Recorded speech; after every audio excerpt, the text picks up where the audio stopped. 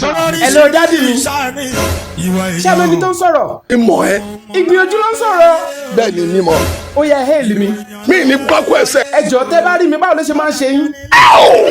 Àní tẹ́ bá ti rí mi báwo ló ṣe máa ń ṣe yín? Ẹ ṣé mo dúpẹ́. Ẹ mọ nǹkan tí mo fẹ́ sọ fún yín. Ó pín èké. Nǹkan tó ṣẹlẹ̀ ni wípé baálẹ̀ mi Babatunde A.K.A. ARUGE wọ́n fẹ́ ṣe ayẹyẹ anniversary 10 years ní Ogun State Ṣàgámù Balùfọ̀n area command phase 1. Wọ́n wá ní kí n sọ fún yín pé ẹ gbọ́dọ̀ má ṣaláìwá o. 10 years. Bẹ́ẹ̀ni ẹ wá mọ̀ kó tó ṣẹlẹ̀ on the 30 oṣù kẹwàá yìí náà ló ti fẹ́ ṣe o. Ẹ jẹ́ wá gbé yín débẹ̀ ẹ̀ẹ̀mẹ́ni tó fẹ́ kọrin jọ́ náà ọba orin saido Òṣùpá àwọn ló fẹ́ wá kọrin lọ́jọ́ náà ní Ogun State Ṣàgámù Balùfọ̀n phase 1. Ṣẹ́yìn náà ti raṣọ.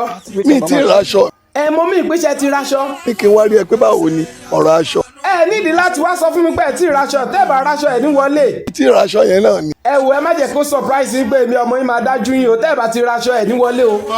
What's going on here?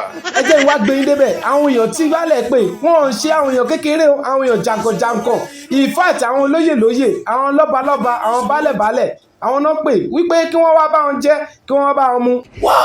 Àbálẹ̀ ọkọ̀ ìlú ARUGE wọ́n ṣe ti rí wọ́n dẹ̀ ní ṣe ti lágbára ṣe lédùmarè ṣé ẹ mọ̀ pé ọdọọdún náà máa ṣe wọ́n kàn fẹ́ jẹ́ kí eléyìí yàtọ̀ sí gbogbo ọdún tí wọ́n ti ń ṣe anniversary yẹn ni. Ó pín èké.